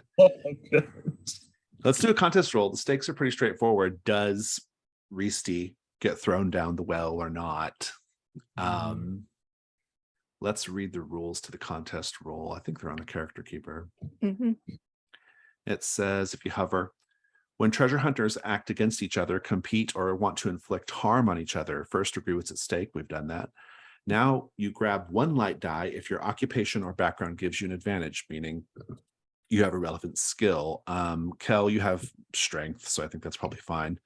Aram, you have Dueling. Dueling and defense and athletics, depending on how this kind of goes, I guess. So probably you both got one light die. You each get one light die for every mark of ruin you currently have. Here, Kell has a significant advantage because Kell has 4 light dice added and you have 2. So that is 5-3 in Kell's favor on light dice. And then you get 1 dark die because this is dangerous. You're arguing near a pit. And then as many additional dark dice as you wish. The current count is 5-1 and 3-1. I'll remind you that you are looking for 6s when you roll. Whoever has the most 6s is the winner of the contest. However, if any of your dark dice come up 1, you take a ruin, and you can get multiple ruin on the roll. So be careful. You've got some more space, Aram, than Kell does as far as that goes. I will say I actually have 5 ruin. I don't know why the big number didn't update. I've got my check marks.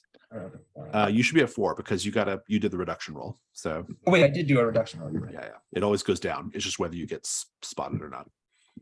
You're right. So it's 5-1 versus 3-1, and then you can put as many extra dark dice as you wish. Whenever you all have your numbers entered and you're ready to roll, let me know. I'm putting 4-3-3. Oh, don't say what dice. Oh, okay. Yeah, Sorry. just the amount of dice risked are secret. Okay. Does Okay, everyone have their numbers ready? Mhm. Yeah. There are no 6s on either result. But so now we count 5s. Aram has 3 5s and Kell has 2 5s. And Aram also has 1 on a dark. So Aram, your ruin goes up, but you do win.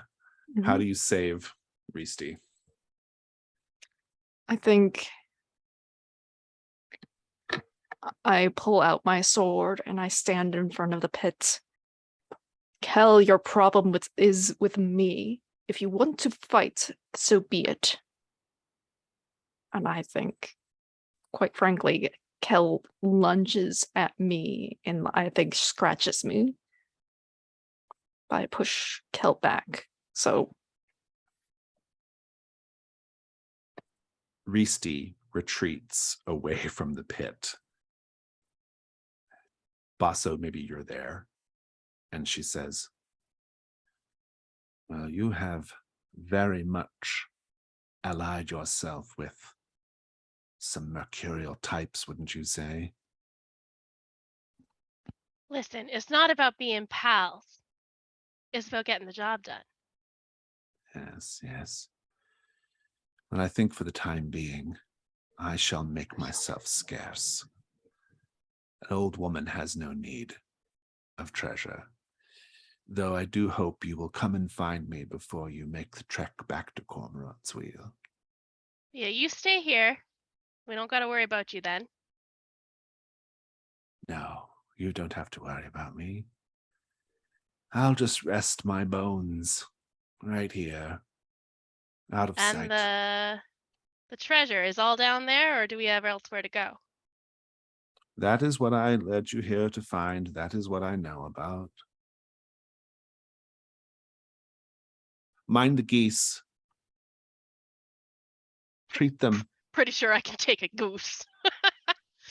well, I mean, treat them with a certain kindness. They have certain sensitivities, those geese. They have, well, they have seen things. Probably makes them more delicious, huh? I do not recommend you eat the geese.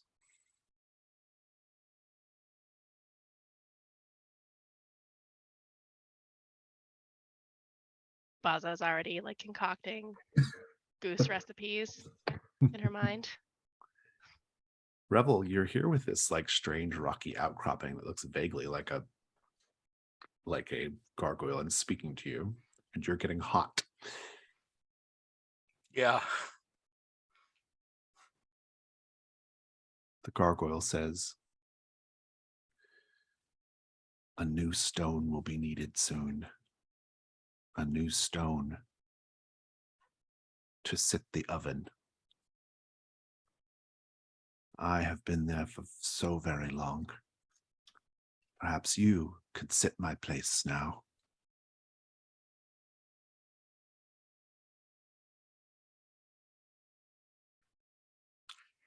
So I think that even kind of out of the control of Revel, there's this kind of weird internal conflict within him right now that's literally two forces, like the ancient stone of his, but then also the like demonic fire that gave him sentience. And I think when he opens his mouth, there's this like conflicting sound of both like the stone on stone of him trying to remember this ancient language and this like roaring fire from the demon inside of him. And I think that not necessarily what Revel wants to try to do, but what the demon inside of him wants to try to do is to like summon forth another demon inside of this other gargoyle. Oh, intriguing. To accomplish what? What's the goal? I think like a conversion, like this demon is essentially my deity. Mm. And like a conversion of this other gargoyle into whatever army this demon thinks it's raising on Earth. Oh, I just realized you have the ritual grows scorching hot to the touch. That was just pure coincidence. Yeah, and I think that maybe brimstone is like the ritual that the demon would use to convert. Like it grows even hotter, and like this demonic fire kind of tries to shoot out into the other demon or into the other gargoyle. I like it. It's very good. I think this is definitely a risk roll.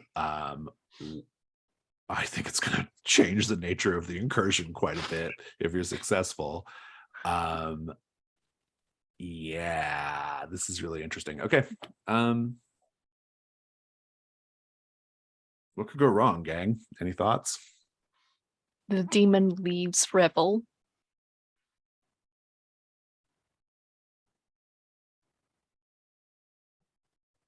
I was going to say that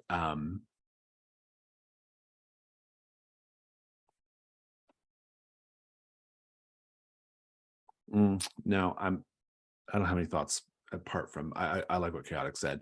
I do have a thought of Devil's Bargain, but I'm gonna wait for Devil's Bargains.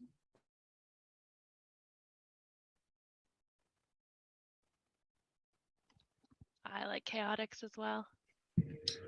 Yeah, I think the only thing I could offer is that the opposite happens, in that somehow this demon is lost in this, and that the power of whatever this other gargoyle tends to cause you stronger. That's it. Yeah.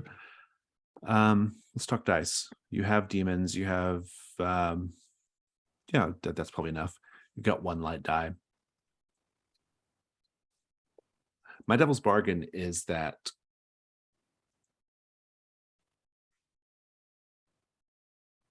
no matter what, this place becomes a hell.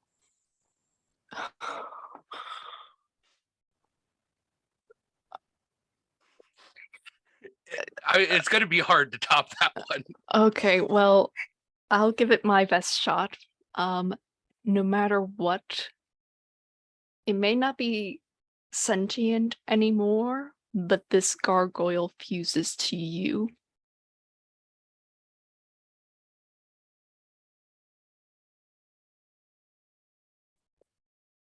Yeah, I had kind of imagined that whatever this entity is that's speaking to Revel, it's just speaking to him through a vaguely gargoyle-shaped piece of rock, right? I think it's something else in the place, But so you got two offers there, and unless somebody else has another one. I think that it becomes a type of hell is just way too good to not take. I think that's an interesting twist. I think you've got two light dice. I think the dark die you have to do because of the ritual. So go ahead and Yep.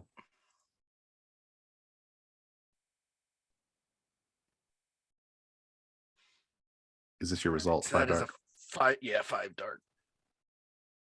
You're going to succeed, and the complication is going to be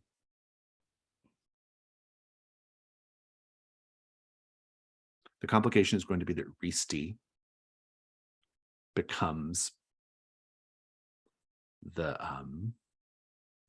she becomes more like a Charon type figure, a sort of malevolent guide into the hell. If you're okay, well, you have to be okay with that unless somebody helps you. Give me what does it look like up to this point? Like as you're suddenly infusing this space with the power of demons. So I think, like I said, like as I'm trying to like remember this old stone language, there's also this like roaring fire sound, and Revel's body starts to like almost look like magma, like it turns this like bright demonic orange color as his body heats to like hell like levels. And I think a burst of flame kind of leaps from his mouth into the mouth of this other gargoyle, which similarly starts to glow a bright orange. And I have to imagine like bursts of fire from both of us are like kind of starting to melt the stone around us and create like little flows of magma around where we're touching the stone.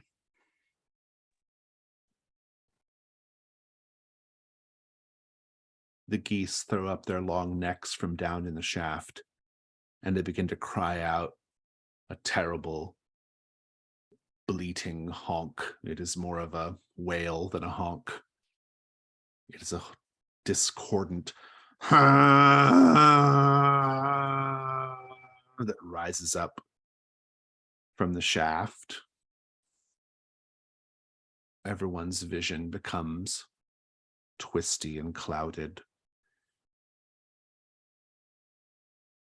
The space is changing. It's hotter. It's more evil. And Risti walks out of the shadows.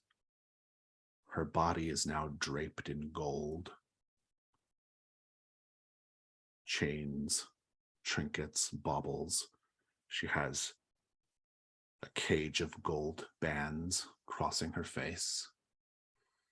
And she says, "Go down into the well and dress yourselves, drape yourselves in the wealth of this world."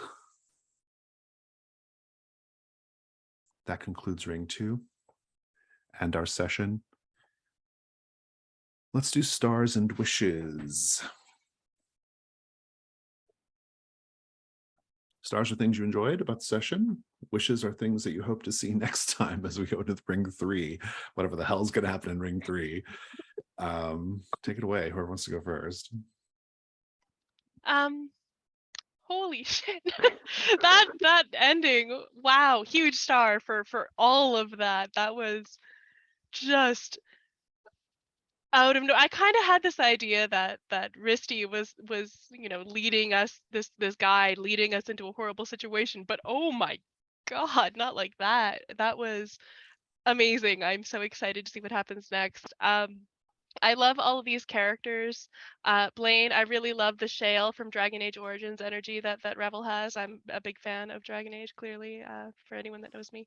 And Shale's the best. I really like this. You want to adorn yourself as this beautiful statue thing is wonderful. It's a really cool drive. Aram, I know I pronounced your name wrong all the time. Sorry about that. I really like this idea of a character in a Trophy Dark game who is, trying to be this good, noble person. I think it'll be really interesting to see what happens, because that's not going to stick around. You can't say like that in Trophy Dark and, keep your sanity. So I think that'll be really fun to see what happens. Kell is great. The transformation, the beast bitten transformation was so much fun. And I really like how you just immediately went full on ruin right off the bat, and the reduction roll was such a clever way of doing it. It was so good, and I love that it failed spectacularly. That was just really great. Jason, I love that Lich character. I can't remember their actual name, the Lich. Like, I want an entire session of just like that person talking to people, because it was so much fun to listen to them and watch your, marionetting was great. So yeah, that was great. I am stoked to see what happens next week.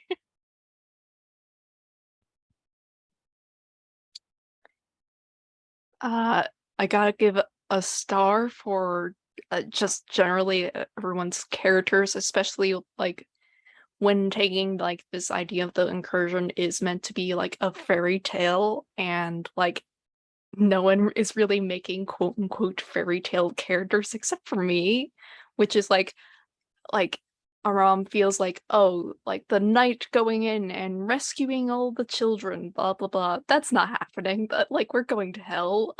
That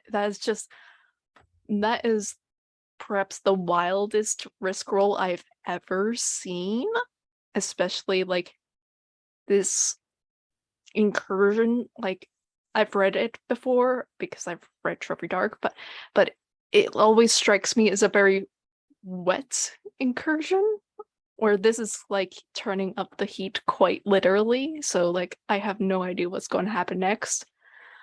I also I love like how much there is this like A plot and B plot, where it's like the sort of emotional drama within the group between mostly Aram and Kell, with Basso making like commentary, where Revel is like soloing and like just dealing with all this demonic forces in the world, and we're just not noticing this at all. Like I originally thought like the bug collector was like a demon, even though it seems like kind of false this sort of jankiness. Like I think that was a ruse. Like I think there was something more sinister going on with that. So yeah. Yeah, it's impossible to talk stars without talking that twist. Just what a fantastic twist. Especially for an incursion like this one, to take it in such a widely different direction. I'm excited to, I guess this is one of the wishes, is I'm excited to see what that implies about the rest of the incursion, because that's some big implications that are going to kind of change the way things are weaved. So that's exciting.